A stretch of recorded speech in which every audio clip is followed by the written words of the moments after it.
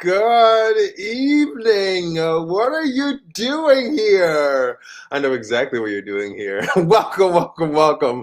Thank you for being here at the Youth Advocacy Foundation's second virtual gala. Who is this big face in front of you? I am DeLon Grant from Broadway's Come From Away, and I am your host this evening. I'm so sorry. You're welcome. Before we get the evening started, I just want to take a second to put Musa Segers and Israel Anselm on blast. So that's the two violists that we just heard. I don't play any instruments. You see, I don't play this piano. It's just here for show. Like I don't really play it. So I'm super jealous of these two little bucks who were so talented and share their talent with us this evening. So thank you so much. Also, just a quick note, the last tune that they duetted was the Black National Anthem. I don't know if you knew that there was a Black National Anthem, but they did. And now you know. You're welcome. Big face. Okay, before we get the evening started, I just want to mention a couple housekeeping things. So what are we here for? We're here to raise money for this amazing organization, right? How do you do that? Well, let's start with the silent auction. You're going to hear me mention this 7,000 times this evening, but there's a silent auction. How do you get to the silent auction? Well, I'm here on one browser, right? We need you to go on your phone or another browser to get to the website where you can get to the silent auction, okay? So on another browser, on your phone or a tablet or another browser here on your desktop or wherever you may be watching, go to this website, YAF 2021.ggo.bid, and this will be in the stage chat, which if you can't see it, there's like a little arrow in your screen to the right. Click on that, click on stage, and that'll show you the chat. One of our amazing volunteers or board members will put the website in there. So that's YAF 2021.ggo.bid. Okay. Now let's really get the evening started. We're going to start with some representatives from the organization, right? We have to know who does the work. But then we have this amazing keynote speaker who I heard a few words of hers yesterday during our rehearsal. Unbelievable what she's done in her life, and I'm really glad that she's here with us this evening. We have a young poet, but we also hear from some of the families who are affected by the work that Youth Advocacy Foundation and EdLaw do. So we'll hear from two of those families as well. They're amazing stories. Again, thank you for being here. To kick off the entire evening, we have the man himself, the president of the YAF board. This is Josh Dohan. Take it away, Josh.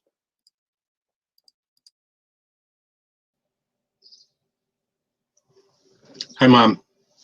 Sorry, just always wanted to do that. Last fall, for many of us, the glass was clearly half empty. This spring, it feels half full. Is the difference the election, the vaccines, the fact that Black Lives Matter is looking more and more like a real movement and not just a moment? Or is the difference just that it is the spring? The time of year when the earth comes back to life, when the new growth replaces the dead wood, and when hope again springs, however briefly, in the hearts of Red Sox fans. In a world with thousands of cultures and traditions, too many of which are in unnecessary conflict, we all agree on this one thing, that spring symbolizes birth, growth, and hope for the future. For me, when I listen to Alondra, Jalen, Olga, Musa, Israel, and Eric, their spirit, talent, insight, and resilience fill up my cup. When I see someone as talented and driven as Allison Feaster, leading a major corporation on a 10-year social justice mission, it fills my cup. When I listen to public defenders and education attorneys talk with deep affection about their clients and with passion about their advocacy efforts, their intelligence and compassion fill my cup. knowing that there are hundreds of you out there coming from all walks of life, all willing to commit time, effort, money, to creating a future in which all kids are provided with the education they deserve and need, fills my cup. Youth, justice, action, those are the things that fill all our cups. For a society, children and youth in the spring of their lives are the future. Children, like gardens and hope, need to be nurtured to thrive. If Black lives actually matter, it can't just be about convicting the occasional cop of murder or some other abuse. It has to be about caring about and providing equitably for all our children. Justice requires action. Edmund Burke, some 300 years ago, said, "The only thing necessary for the triumph of evil is for good people to do nothing." Young people today have no intention of standing by and doing nothing. This year, Amanda Gorman, a 22-year-old poet, addressing the entire nation on live TV, gave us the same message. She said, "We will not march back to what was, but move to what shall be. A country that is bruised but whole, benevolent but bold, fierce and free. We will not be turned around or interrupted by intimidation because we know our inaction and inertia will be the inheritance of the next generation, become the future. Our blunders become their burdens. But one thing is certain, if we merge mercy with might and might with right, then love becomes our legacy and change our children's birthright. So let us leave behind a country better than the one we were left." That is the voice of spring, because youth look forward, youth value action, youth are the very embodiment of change. And youth is speaking to us all the time in a myriad of ways. Adults and institutions need to do a better job listening. We need to listen to Amanda Gorman and her whole generation, or we need to get out of the way. For some of us, the change in administrations feels like a fresh start for America. For others, the pain of 400 years of both overt and subtle oppression has yet to abate. Ms. Gorman tells us that inaction and inertia are essential for inequity to flourish. This past year, when it came to developing and distributing a vaccine, we showed incredible know-how. Never has a vaccine of such importance gotten into so many arms so fast. Unfortunately, even unprecedented ingenuity has inequity baked in. Data shows racial disparities in COVID-19 vaccinations throughout the country. And internationally, underdeveloped countries continue to be ravaged by the virus, despite the existence of a cure. The pandemic affected all of us, but it did not affect all of us equally. Our Black and brown communities experienced significantly more poverty, illness, and death. And the young people in those communities experienced profoundly more disruption to their educational experience. Every stage of the pandemic, from shutdowns to the vaccine rollout, brought inequities into clearer focus. In our poorer school districts, we knew that remote learning was not working. We just wrung our hands and blamed it on the epidemic. Towns and families with resources made it work. They did not stand by and let inaction and inertia harm the future of their children. The pandemic really only put an exclamation point on the educational inequities in this state. It is no secret that we have failed generation after generation of children of color who just want the same chance to learn and grow as white children. They just want the chance to march ahead and build a better world than the one we are leaving them. And we must work together with them to achieve that goal. Inertia and inaction, in other words, failure, has been an option for too long. And we need to make sure that's no longer the case. In the year 2000, about the time YAF was founded, there were well over 3,000 children held at DYS at any given moment. Today, there are 314. That did not just happen. A lot of people overcame inertia and inaction. Schools, probation, DYS, community-based organizations, the legislature, the courts, some law enforcement, and YAD all made changes, often changes that made adults working in those systems uncomfortable, sometimes so uncomfortable that they dug in and resisted with all their might. Some still do. Real change always requires discomfort. We should celebrate what we have accomplished, but sustained change requires stamina, determination, and pain. We have a long way to go to achieve our goal of leaving behind a better world than the one we inherited. With your support, child advocates in this state are not succumbing to the ever-present siren song of inaction and inertia. They are using their formidable advocacy skills every day to demand the appropriate education, which should be the birthright of every child.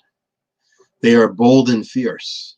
They are merging right with might to assure all our children the opportunity to march towards their futures with confidence and hope. They will leave behind schools, courts, communities, and a country better than the ones we were left. Our children are begging us to not keep making the same blunders. Working together, an excellent and equitable education system is within reach. We can fill the cups of all our children, but we will all have to act. No one will do it for us. As Ms. Gorman told us, there is always light, if only we're brave enough to see it, if only we're brave enough to be it.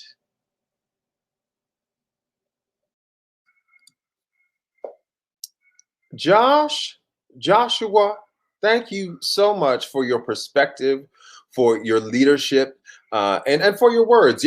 There's poetry in there. I wrote down some new hope replaces the dead wood. Get out of here. We have a poet coming up later, but evidently Josh is a little poet. You all know, you didn't know that. You didn't know that, do you? To beat his metaphor to death, here's a cup. That's a glass because I'm classy. And this is the Youth Advocacy Foundation. It says it right on there. Youth Advocacy Foundation. Here's what we need you to do. Ooh, not that. We need you to fill up the cup, okay? Fill it up. YAF.2021.ggo.bid. I appreciate my buffoonery. I appreciate you appreciate my buffoonery. And big face, ready? Moving on. What's better than actually hearing from the people who have benefited from YAF and EdLaw services, right? That's why we're here. That's why we're celebrating their 20th anniversary. So I want to bring up Eric Rentis and his mother, Olga Rivera, and they're going to tell us a little bit about their story and how they've worked with EdLaw.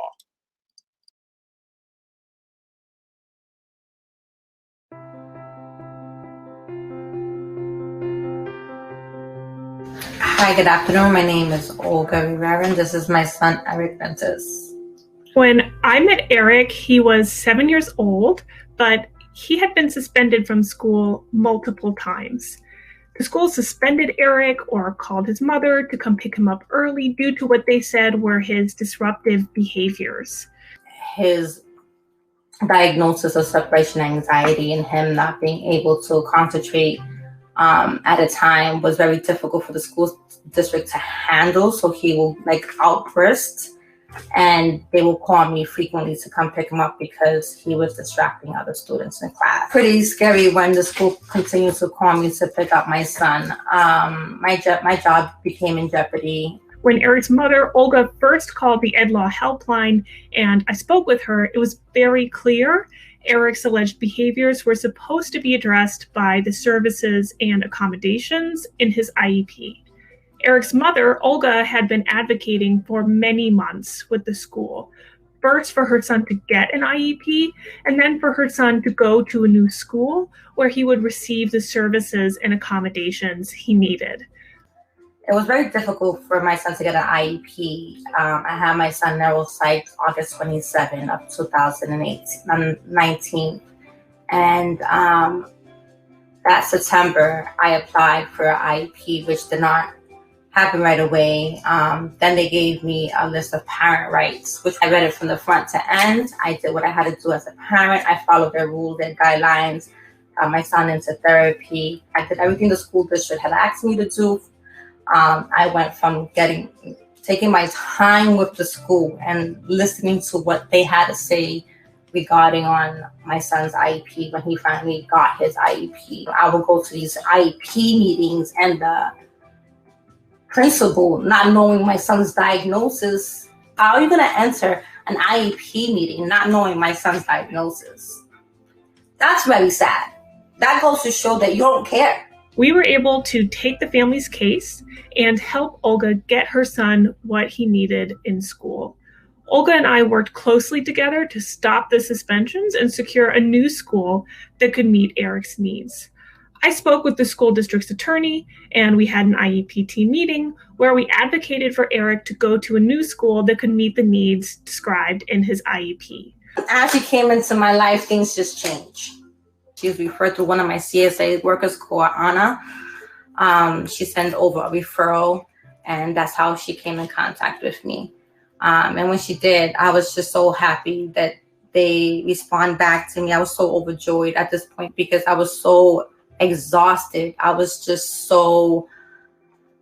felt so defeated by the school system. I shouldn't have to go jump through hoops to get this far, to get what my son actually needed. And without her, I probably would still be fighting with the school system. It was crazy for them sending him home more than 19 times in 3 months, having me to pick him up. It was overwhelming. When she came into my life and it all changed, I just can't explain how overjoyed I really was, just because things actually happened. I felt like all my hard work was done.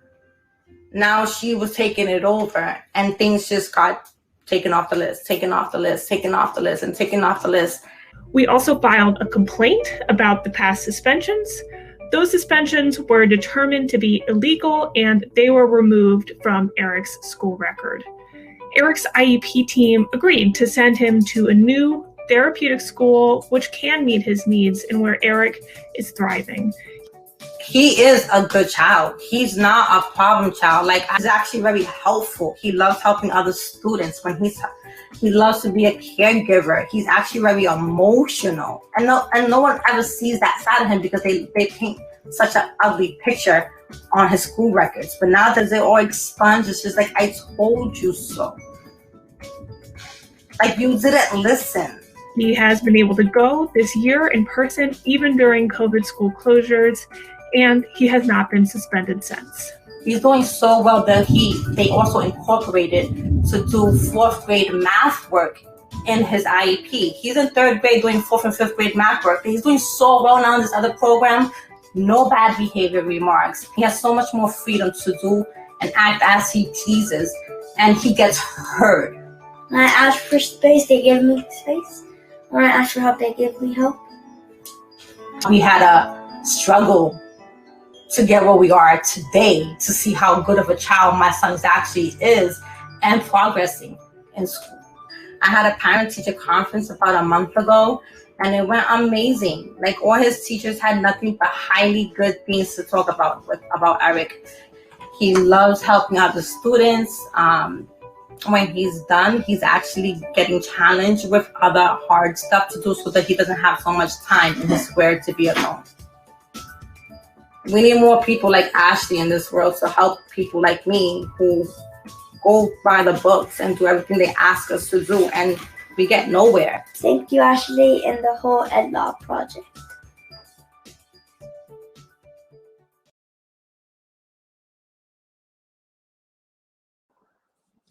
Wow. First of all, I think Olga and Eric are going to join me here on stage in a second. First of all, oh, here they are. Oh, hey, what's up? How are you? Oh, shoot. For some reason, I'm unable to hear you guys, but you look great. Everyone else can hear you. Yeah, just you, Olga, not Eric. Thank you all for being here. Thank you for sharing your story. We appreciate you so much. Again, remember, I can't hear you exactly, but the people can hear you. So Olga, I know you would move heaven and earth for your son. Who wouldn't move heaven and earth for their kid? But what you did was amazing and was so beautiful. So we just want to acknowledge that. But I want to know, are you guys in a better place now? Do you feel like? Oh, so good. So look, you're so cute. The two of you are so cute. We can't thank you enough for the work that you've done. And again, for being here, for your time. We really, really appreciate you. Oh yeah, you're on mute. Can you hit unmute so they can hear your voice? Who loves Zoom? Nobody. Everybody loves Zoom. Well, hey, let's see. Thank you so much. We really appreciate you. Again, you both look so good. We appreciate your story. We're going to press on with our technical difficulties. Eric and Olga are the epitome of what this organization is about, right? But one of the biggest parts of it are the people who do that work, right? So before we get to the actual organization, to the actual the lawyers and all the rest of the staff, I want to know if you've gone to the silent auction. Have you gone to the silent auction? Do you need that website again? Somebody will put it in that chat. It's YAF 2021.ggo.bid. We are supporting the work that EdLaw and the Youth Advocacy Foundation do for Eric and Olga, for families like that. Okay, so please go there. There's a ton of stuff there. I haven't gone through that, have I? Guys, there is art, there is signed books, there is jewelry, there are personalized song lyrics by one of the board members of YAF. You didn't know that. There's also lobster. Not like Red Lobster. Listen, there's nothing wrong. Red Lobster is a treat. Okay, Red Lobster is a treat. I love Red Lobster. But this is like your own lobster that you can get and cook at home. Lobster's expensive. Lobster's expensive. So be expensive, pitch on in, have a decadent night for yourselves to support this amazing organization. I want to introduce to you now a woman that I met yesterday who her resume is ridiculous, okay? Who goes to Harvard, no big deal, plays professional basketball for 17 years. 17 years. Mind you, she was also the first WNBA draft pick. Already, I feel small and inadequate. Currently, she is the VP of Player Development and Organizational Growth for the Boston Celtics. What? Ladies and gentlemen, it is my sincerest pleasure to introduce the amazing, the ridiculous, the beautiful Allison Feaster to share her story and speak for us. Join us, Allison. Hi, Delon. Thank you so much for that wonderful intro. I wish I were the first pick of the WNBA draft in my year, but unfortunately I did slide down to fifth to the Los Angeles Sparks, but nonetheless, had a wonderful career. Thank you all for having me tonight. I'm really here for a reason. I can't find the right words to express what this opportunity means to me, but I'm so humbled to be here with you all tonight. I've been the brunt of one of my favorite colleagues' jokes lately because I've been a little bit active on Zoom recently. However, I would not have missed this one. I feel strongly that I'm here for a reason. I was meant to be here with you all tonight to celebrate these wonderful student success stories and to applaud all of you advocating for our state's most vulnerable youth in this most challenging of years. I am meant to be here with you to stand alongside all of you as we all are fighting for systemic reforms that will hopefully end racial injustice and advance educational equity in our state. As a former professional basketball player, I have always cherished this position of privilege and this platform we are afforded. And now, as a member of an organization choosing to fight for social justice and racial equity in our community, I am even more cognizant of our collective responsibility.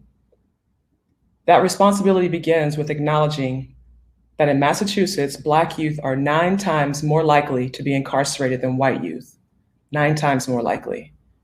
Latinx youth are 6.5 times more likely. That disparity between white and Latinx kids is the worst in the nation. The statistics on school exclusion are equally stark. Black boys with disability are 17 times more likely to be suspended than non-disabled white girls for the same behavior. Once a student is excluded from school for even one day, they are 3 times more likely to drop out. And kids who drop out are 3 times more likely to end up in adult prison. Just let those numbers sit with you for a moment. For those of you who know me, you'll know that I'm no authority on the school to prison pipeline. In fact, I heard the phrase for the first time in one of my many conversations with YAF board president and founder, Josh Doan, as he spent many hours serving as a consultant to our organization's social justice initiative.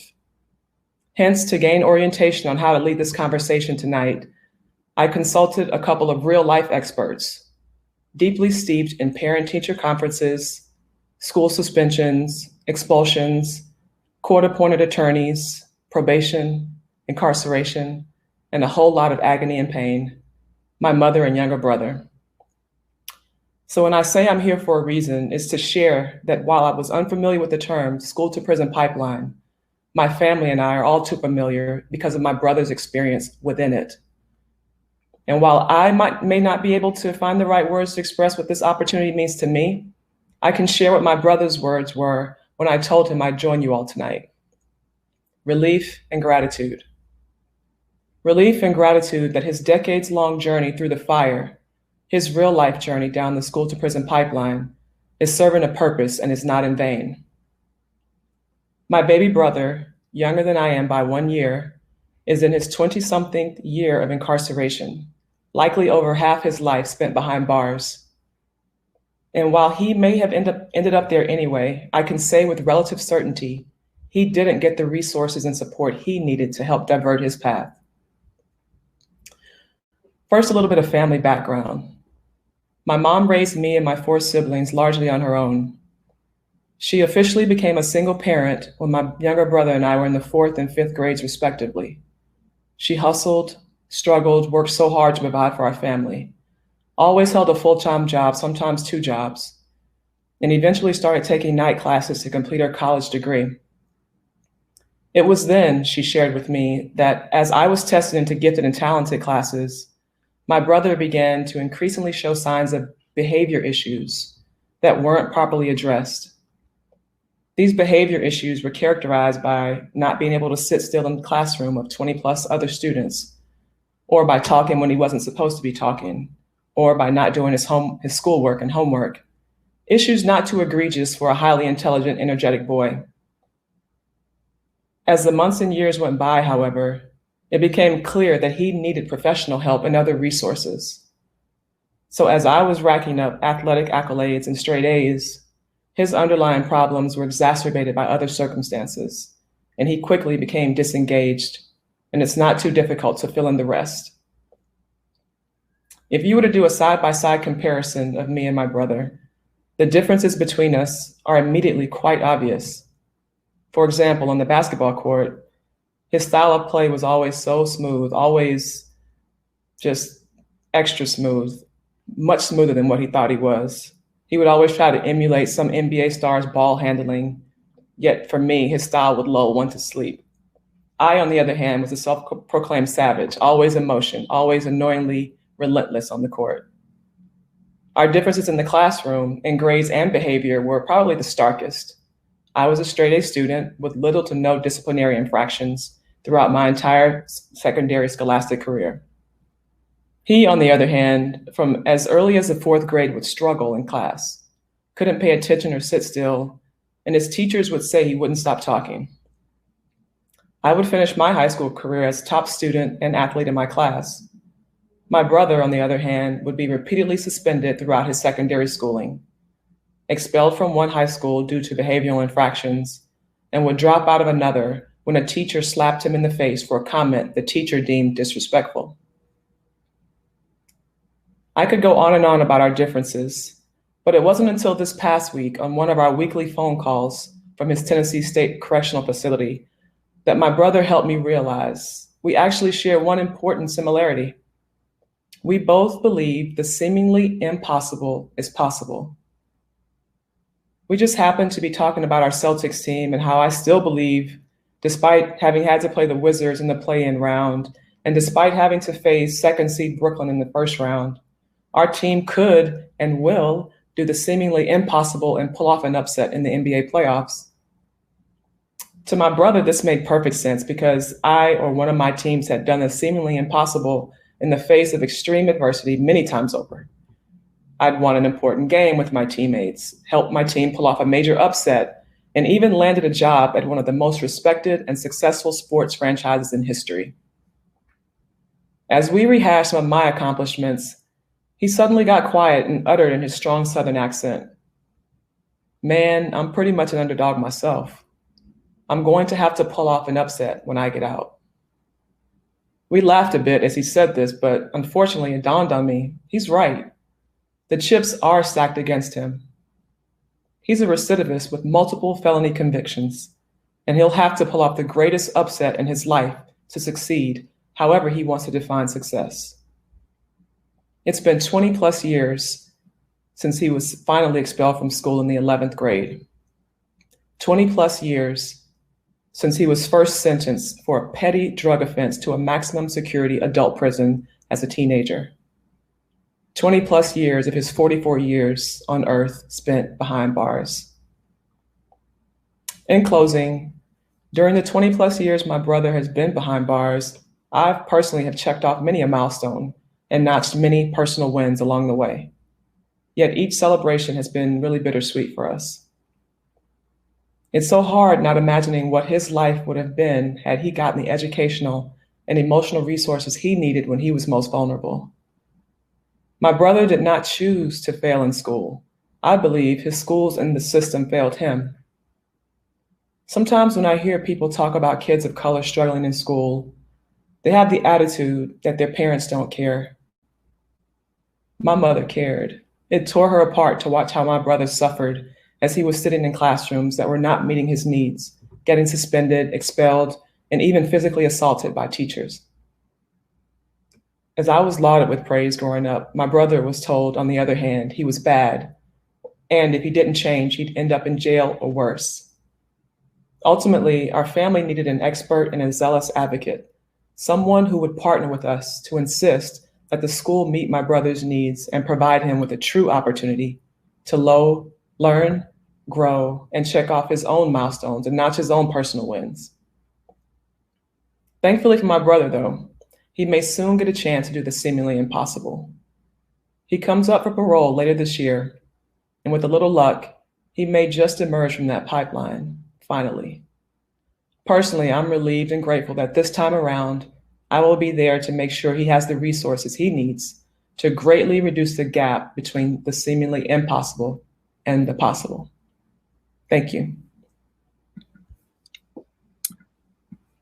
No, thank you, Allison. Thank you. Sincerely, you used the phrase "relieved and grateful." I'm relieved and grateful that you shared your vulnerability, the vulnerability of your story and your brother's story with us, because it just allows us to be more vulnerable with our own stories. You know what I mean?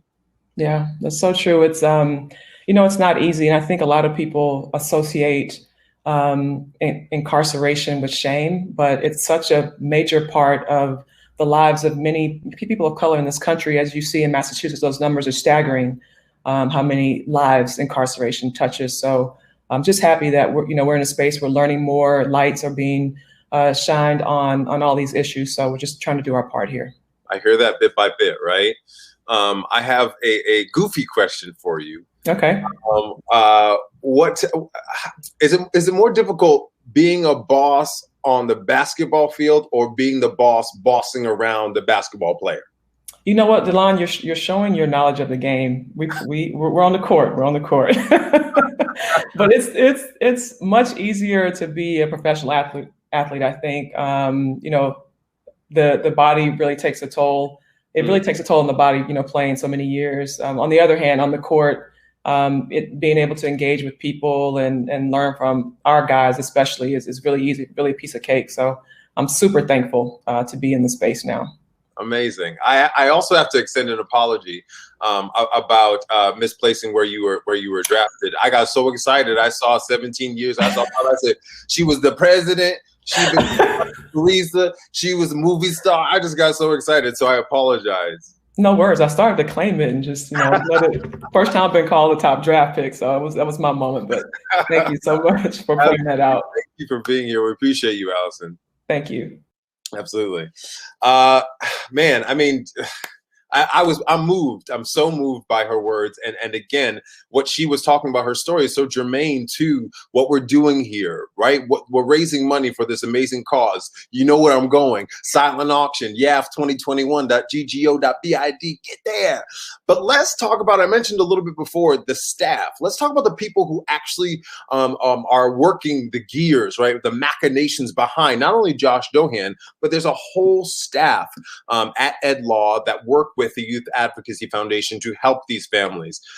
So I would like to bring up Marlise Spaniard, who is the executive director. She will then introduce the entire EdLaw team. I can't wait for you to meet them because these are the people that actually make this work. Let's bring up Marlise. Hi, everyone. It's great to be with you all as we celebrate 20 years of YAF and the EdLaw Project. Delon, thank you once again for lending us your amazing talents for the evening. Thank you to Olga and Eric, Josh and Allison for sharing your stories, your amazing words and passion in support of YAF. And we still have more to come with Jalen and his guardian, Michelle, from our Boston's first Youth Poet Laureate, Alondra Bobdilla. It's still so much exciting stuff to come. I'm very excited. And I know you all will be just as impressed with them as I have been. The outpouring of support that we have received over this year has shown us your commitment to education equity, and we are truly grateful. I want to take a minute to recognize those who have made this evening possible. I would like to thank all of the individuals and organizations who have sponsored our event or donated to our silent auction. You can see a list of these folks on the screen and also in our digital program, which you can peruse in the Expo tab, which I believe is to the left, and also will be up on our YAF website.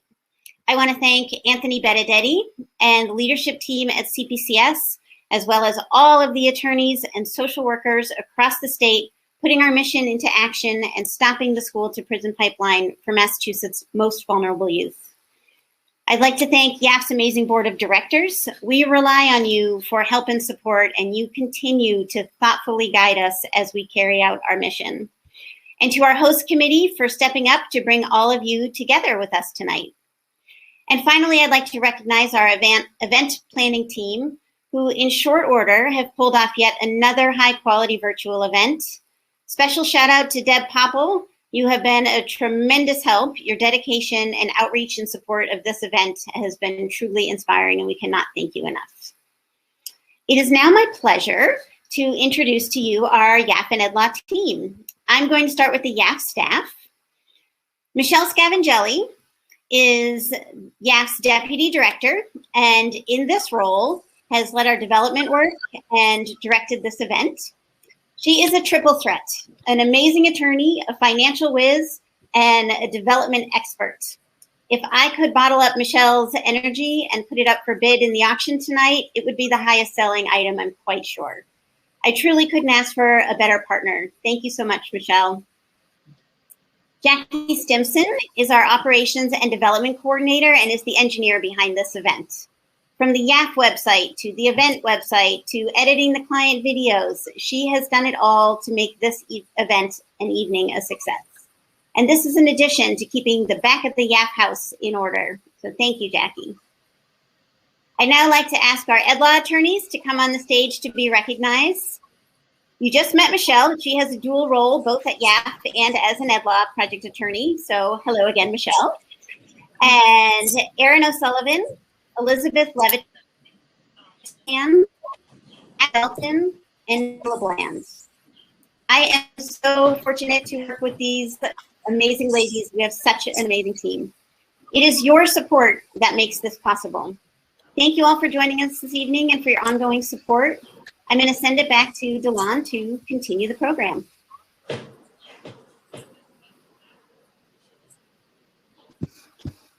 Thank you, Marlise, and all of the team at EdLaw for the work that you do. Please, please continue to do this vital, important work. I just want to point out that was a team of all women. Women will, who runs the world? Girls. That's a Beyonce quote for anybody who was wondering. Women will change the world. Thank you, thank you, thank you for all that you do. Now, let's go back to the families that these brave, amazing women help to support. I have another family that I want to bring up to tell their story because we want to hear from them directly, okay? I'm going to bring up Jalen Bing Wallace and his guardian, Michelle Braxton, to tell their story.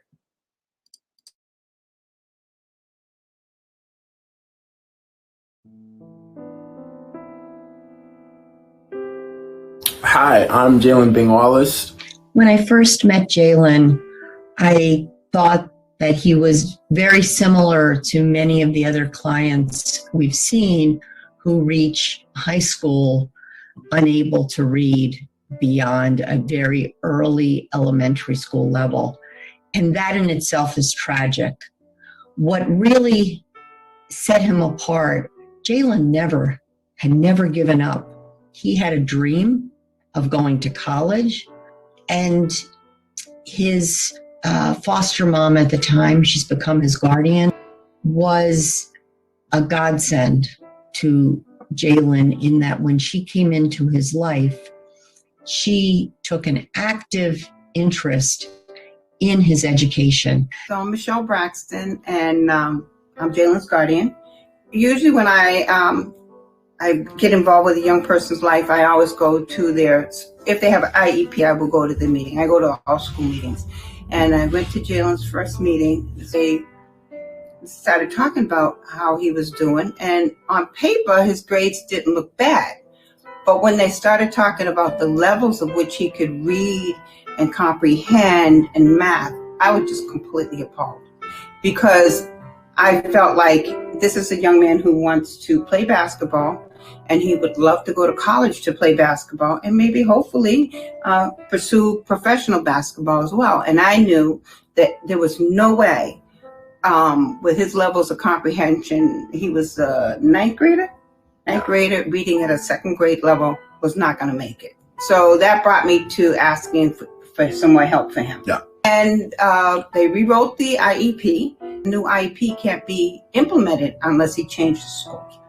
So he changed school. It was a nightmare. They put him in the classroom with kids who had behavior issues and had also the same learning difficulties that he did. And it was like a zoo. Classroom was a disaster. It was a lot of craziness. It was a lot of fighting. It was not doing anything in class. It was a lot of arguing with teachers. It wasn't really much of a proper class. And I said, this is not okay. I needed help. And I had remembered in my work that I had found the EdLaw project for someone else. And I said, I'm going to call them. At the IEP meeting we went to with Jalen and Michelle, myself and Jeff Catalano, the pro bono attorney from Todd and Well, it was clear as the report from the expert we had brought in showed that he was very capable, yet he had a learning disability, dyslexia, that was preventing him from picking up reading and writing and math in the traditional way. What impressed me with working with EdLaw projects was really a team effort. It was Michelle and also Jeff, who worked with me to help me to understand what was in writing. But beyond that, what I learned and they advocated for is for him to get some independent testing.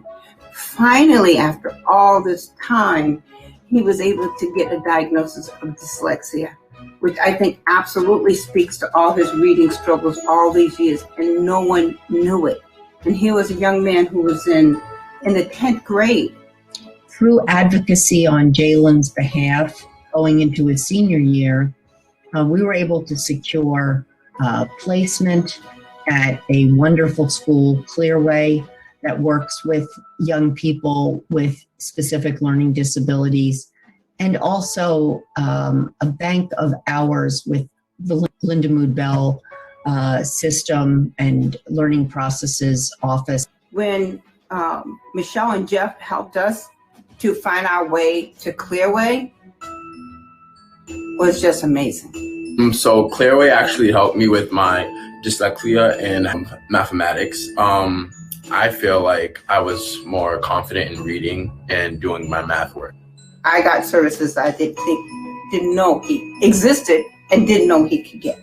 What stood out to me is that the staff was so good to me. I felt like they knew how to educate me in certain ways. I honestly didn't know I could do it.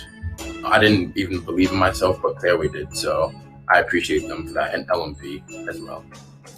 Working with them and also working with Linda Bell in conjunction to that is why Jalen has gained 5 grade levels in a year. They helped me every day, did not give up. I didn't give up. They believed in me when I didn't believe in myself. It wasn't just the access to these services that made the difference, though. It was also just the amazing young man he is, his positive attitude, never giving up, his resilience, and the support of his guardian, Michelle Braxton. It was an unbelievable pleasure to work with this young man, and I look forward to seeing what the future holds for him. I'm sure Jalen Bing Wallace is a name we're all going to be hearing in the future. My future is looking good. Want to get scholarships, play collegiate basketball, and go to the NBA. What I've seen is a young man who sees himself as competent, not like, well, it's just good enough. Like, no, he wants to do well. He's hung in there. He never gave up, despite his age.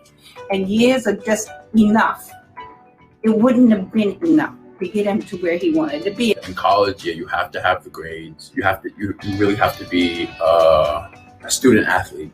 Student comes first, athlete comes second. I want him to be able to have the option to pursue his dreams.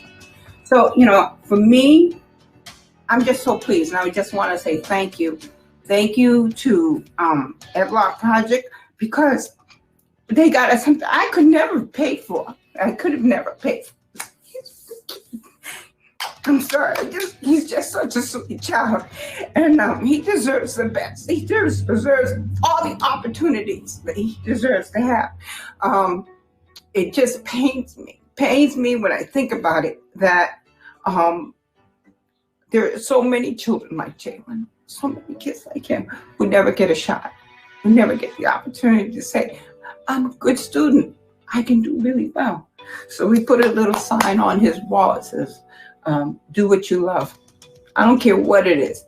Do what you love, but have the tools to do it. And that's what going to Clearway has done. And that's what working with Linda Bell has done. And that's what EdLaw helped to happen for us. So I, again, want to say thank you very much.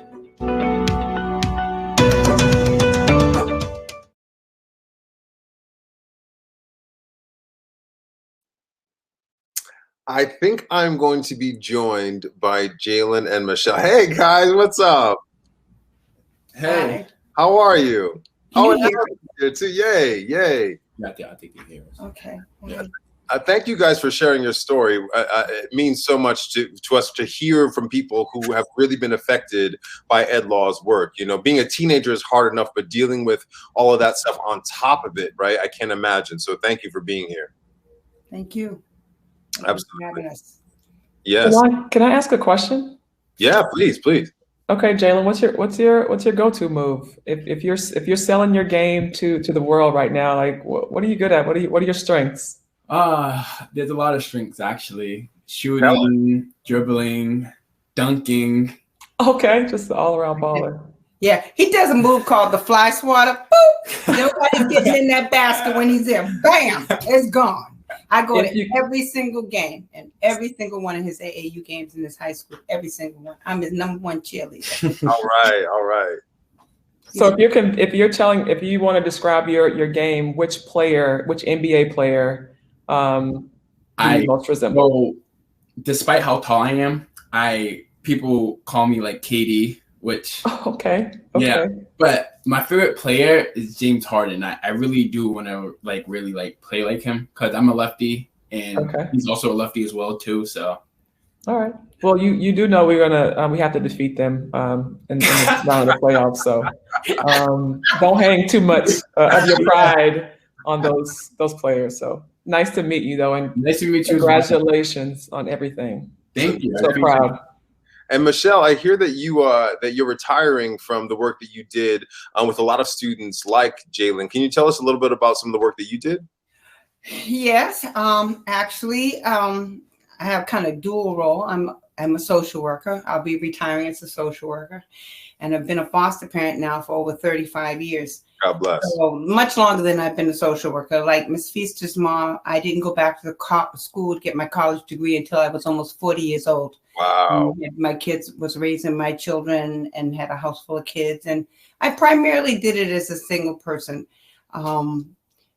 What in this last year, I held off from retiring because I wanted to make sure that Jalen was going to be all set.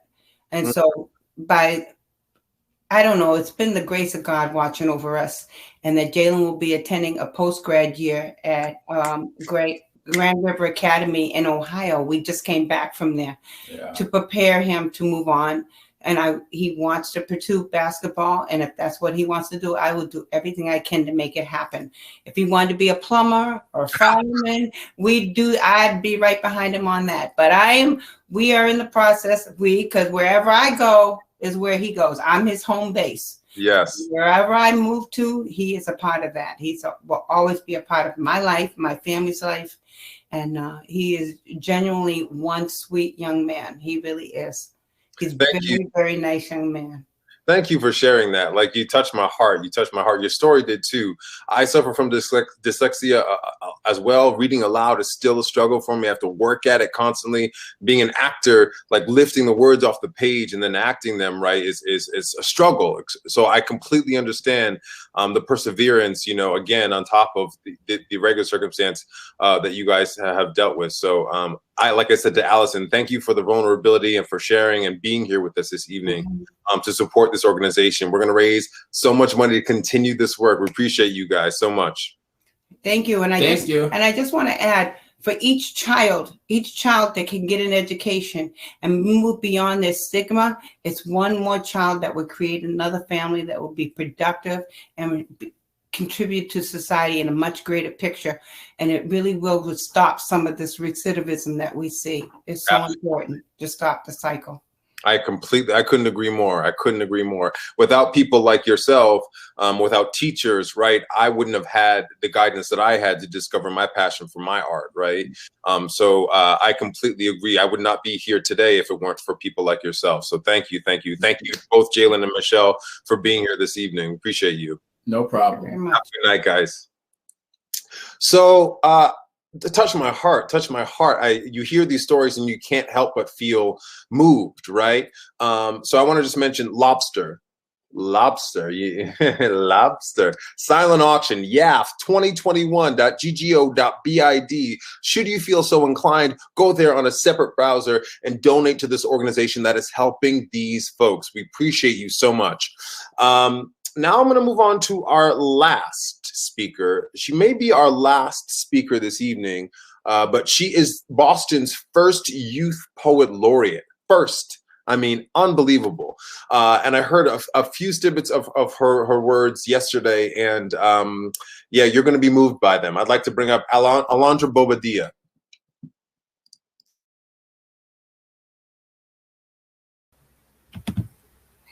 Thank you, Delon. What a pleasure it is to be here this evening with all of you. As stated, my name is Alondra, and I will be reading an original poem entitled Highest Praises. And real quick, I'd just love to give a shout out to YAF for inviting me to be a part of this incredible event and just for the amazing work that they do. Highest praises. What does it feel like to be the lungs of the third most gentrified city in the land of the free? The gentle rise and fall in the body of America's womb, this hallmark card city. Before you pull into Jackson, I think I don't remember, feels like forever it seems. If you take a peek outside, you see the graffiti sign, we have nothing left to lose but our chains. I stay wondering who tagged that line.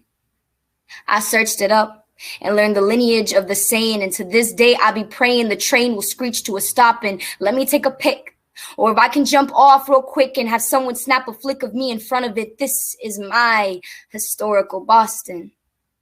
Better than Beacon, because I feel like those people were my heroes, and I'm tired of making heroes out of people that were the reason for my ancestral demise. And old men buried in the commons is not my idea of a field trip worth taking anymore. No disrespect. I wonder to what hands that onyx-colored spray paint can belonged. To what opaque soul remains in chains by pain since the first death and completely crumbled to ashy ruins by the third one they ever saw. But maybe I'm getting ahead of myself.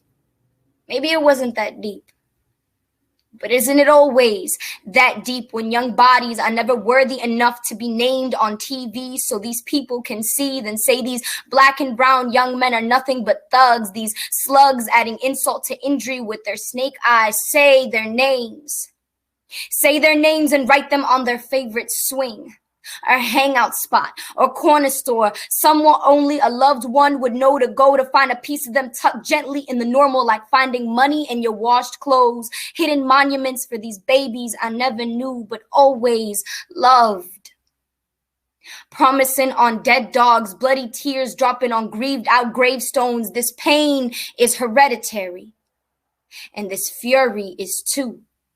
Deep rooted in the veins like the drugs their parents passed to their systems. These adrenaline addicts I laugh with who are so proud of the city they claim to hate enough to say drastic stuff like NY is a little Boston. And I like that, because Lord knows we deserve to claim something that feels real enough, even if the pride is sand in our palms. The false confidence boost is comforting. Youth that say, I'm a man at 16, sleeping on benches on the side of the streets in Dudley, selling weed since 13. Young women that visit graves and then visit poles and walls in Jackson and Mission where their boyfriends were murdered. Youth that write their name of their mixtapes and Snapchats on bus seats hoping to be noticed. Youth that got handcuffed in school at 7 because of mental illness and threw a tantrum out of frustration. Youth that never had a gym and hand soap in the bathroom. Youth expected to get it all done and still be told it isn't enough. Youth that were abandoned by immigrant parents and high school is a dream. Youth that ask me if I'd cry if they die on the streets. But we still rise and fall.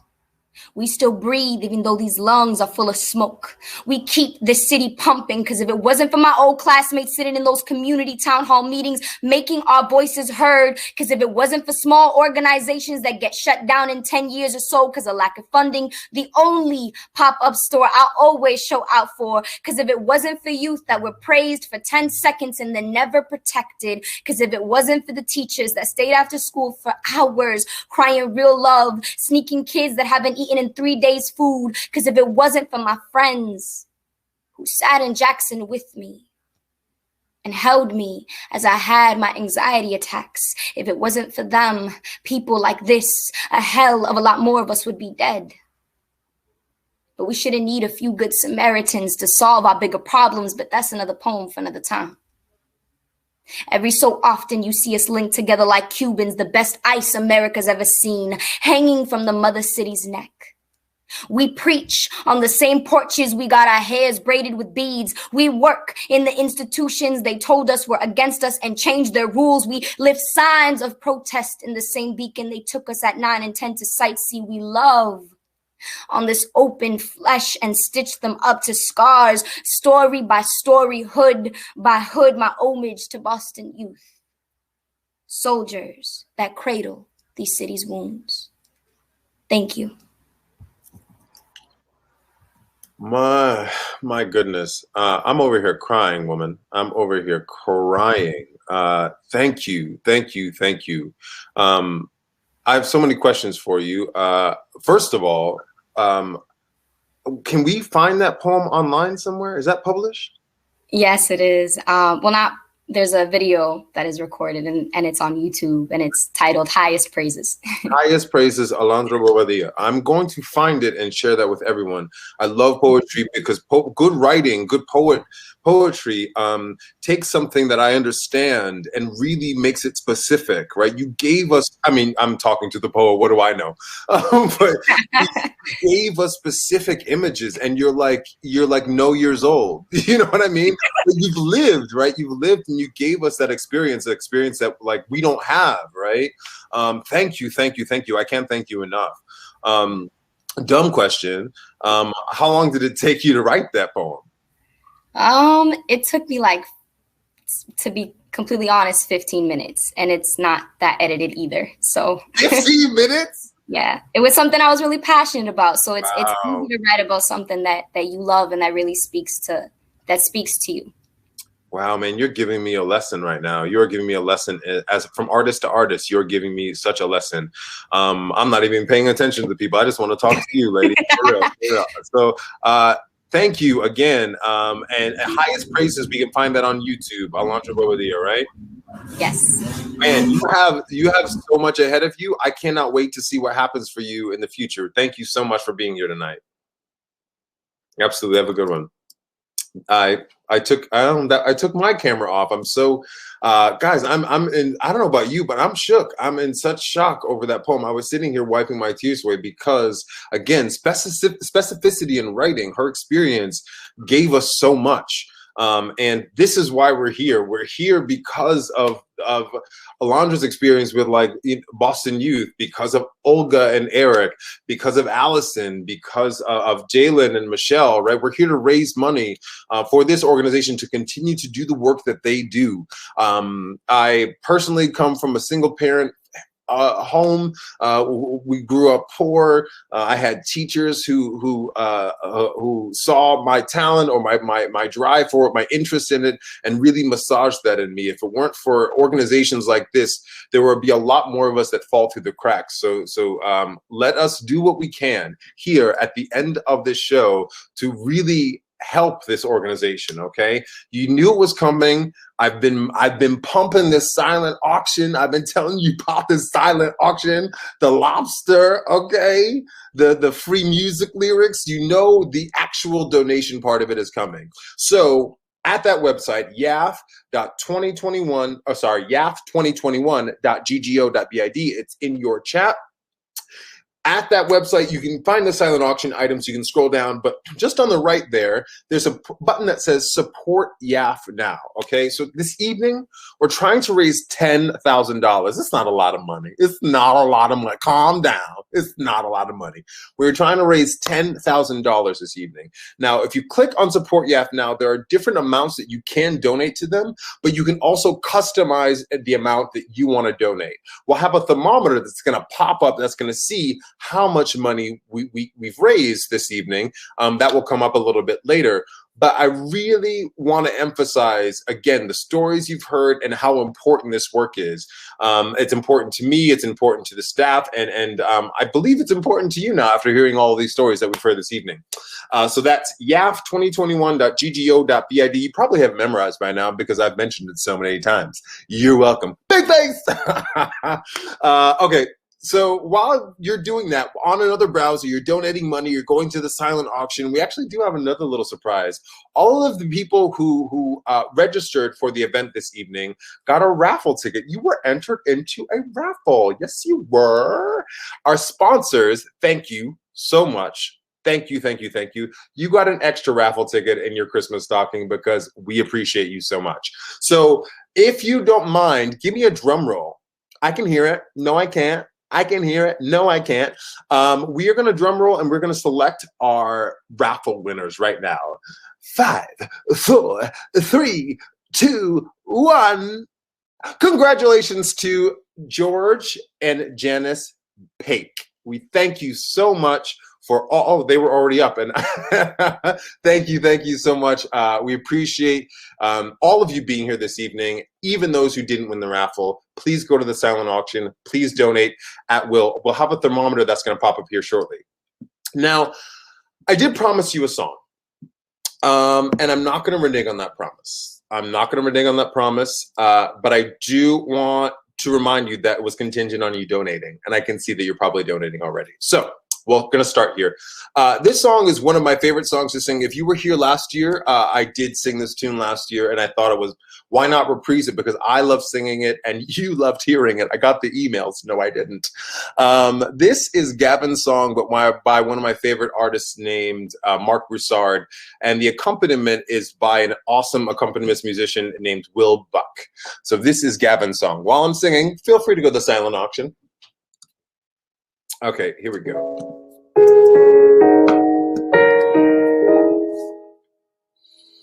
I wish you freedom. I wish you peace. I wish you nights of stars to beckon you to sleep. I wish you heartache that leaves you more a man. I wish I could be there, but I can't. I wish you places that sit so still, where people never ever change and never ever will. I wish I could hold you to make you understand. I wish I could be there, but I can't.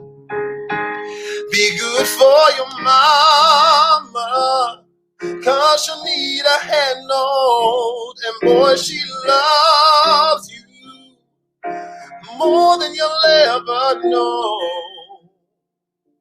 There are rhymes and there are reasons, and times when nothing stayed the same, but you know my love still remains.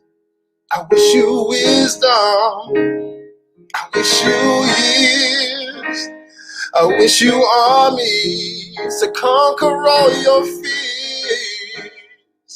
I wish you courage for all that life demands.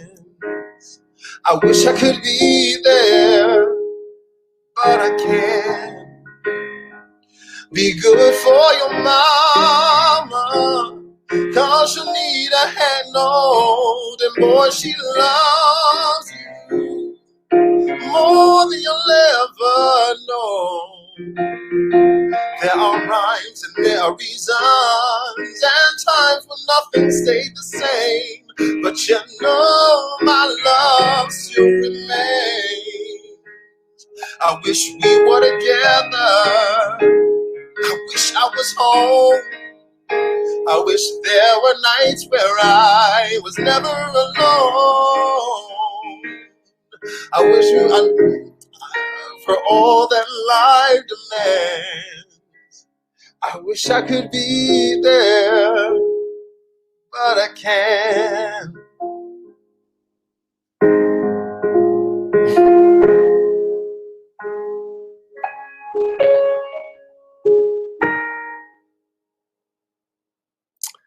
Thank you so much. Thank you for staying there through my flub.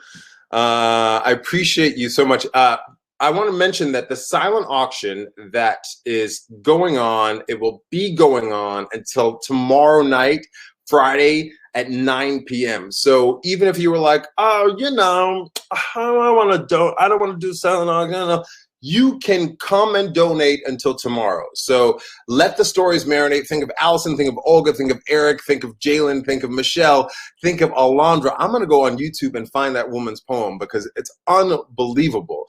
Don't think of me, big face. You can think of me if you want to. But you can donate until tomorrow night, and we appreciate your time. We appreciate your dedication.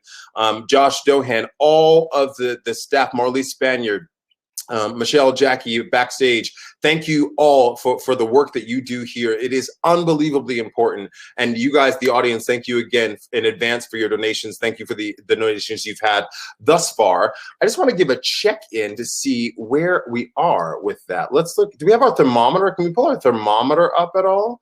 I don't know if you guys can see this, but we'll try to get that up there for you. Again, our goal was $10,000 for the evening. So far, we have $2,625. Listen, if we let's see what's happening. I think we're refreshing there. We have $2,000 so far. Oh, let's see. We have $2,725. Our goal this evening was $10,000. We haven't gotten there so far. There's still time. You can donate to until tomorrow. But just because there was, thank you, Chandra Lynch. We got another $100. Listen, if we can get up to $3,000, I'm going to wait till we have $3,000. And what I'll do is I'll sing another tune for you. How about that? Just a cappella right here, right now. Another Broadway song until we get to $3,000. Okay. I will sing a cappella for you. I'm just waiting for another hit here on the thermometer. Keep looking. I'm waiting. Okay. I'll sing a little song. Here we go. This is from Kiss Me Kate. This is the refrain. I'm waiting for another. You see how I'm stalling? 8:25. All right. I'll sing a little bit. Here we go. With thine that special face, that face which fills my dreaming. With thine that rhythm grace, with thine the form so lithe and slender, with thine the arm so warm and tender, with thine the kiss divine, with thine the love for me, the love which fills my dreaming. When all these charms are thine, then you'll be mine. Oh, mine, oh, mine. We got $3,400. Okay, all it took was a little. Thank you, Sarah Moylan. Thank you. $3,450. It only took a little bit of a song to get a little bit of a bump. Okay, I'm feeling famous. I'm feeling great. I'm feeling good. Thank you guys so much for your donations, for your attention, for supporting this amazing organization. Remember, like I said, that website, the silent auction, and the donation. Thank you, Debbie. Debbie F. I can't say your last name, and I don't want to butcher it because you're beautiful for donating, Debbie. Thank you, Debbie, for your extra $50. We have $3,550. Again, remember that goal is $10,000. Thank you, Joe Schneiderman. We appreciate you. We appreciate you for being here. We appreciate your donations. That website will be open again until tomorrow, until 9 p.m. And you think about DeLon sitting here sweating, singing these songs for you all, making sure that he supports, that I support. Yes, Randy Stern, that's right. I'm trying to think of another song that I can sing for you, because evidently that is getting people to donate more money. We have now $3,850.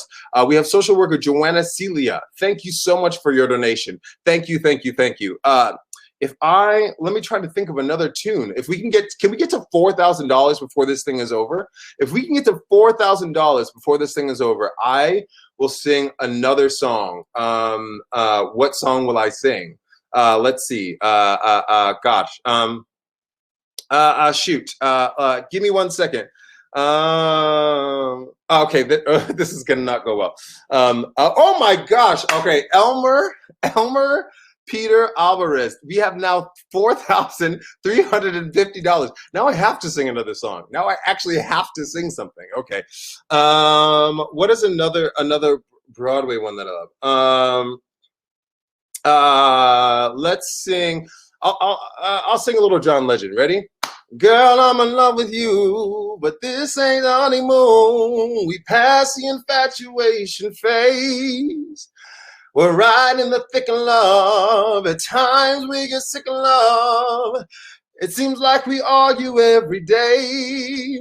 I know I've misbehaved and you've made your mistakes, and we both still got room left to grow. And though love sometimes hurts, I we'll put you first and we'll make this thing work. But I think we should take it slow. We're just ordinary people.